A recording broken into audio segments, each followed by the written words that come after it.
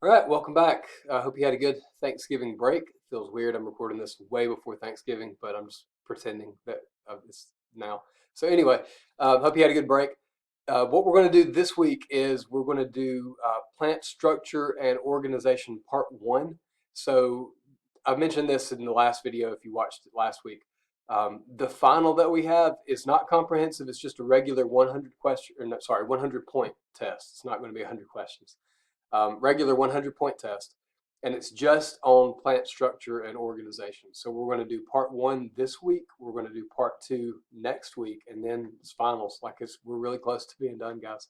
So watch part one, go through, take notes, write down any questions you have, send me any messages about questions you've got, and I'll be glad to help you out with that. But watch that one this week, and then you've got a review quiz due on Sunday, December 5th. So just make sure that you finish the review quiz before then. Our last lab is this week. I'm so excited to say that. So lab 8 is not a lab kit lab. It's not a science interactive lab. This is going to be very similar to the fungi lab we did a few weeks. So click on the lab tab, and you're going to have to scroll all the way down towards the bottom. There's a folder that says lab 8.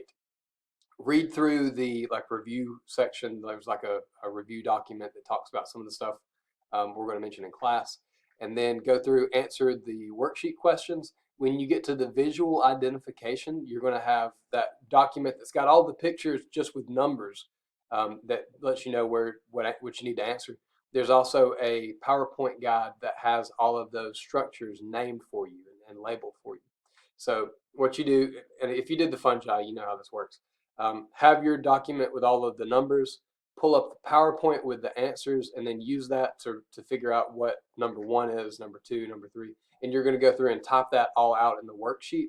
And when you're done, save the worksheet. There's a section for you to submit the lab in that Lab 8 folder.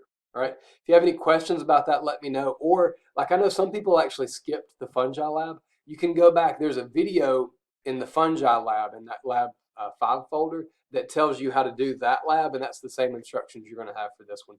But feel free to let me know if you've got any questions. All right. So make sure you do that. That, again, is our last lab.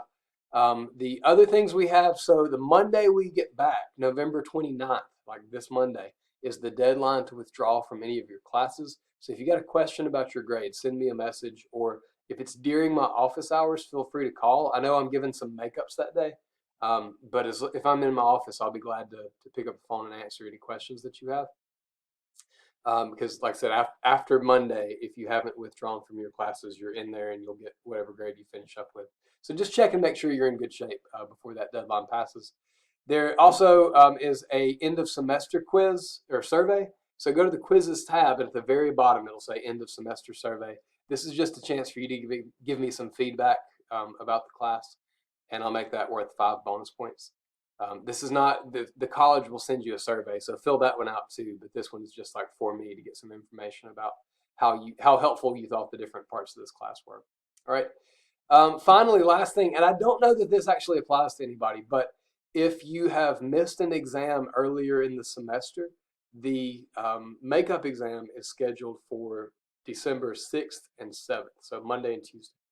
Now remember, that's comprehensive, so it's going to cover all the material from exams 1 through 4.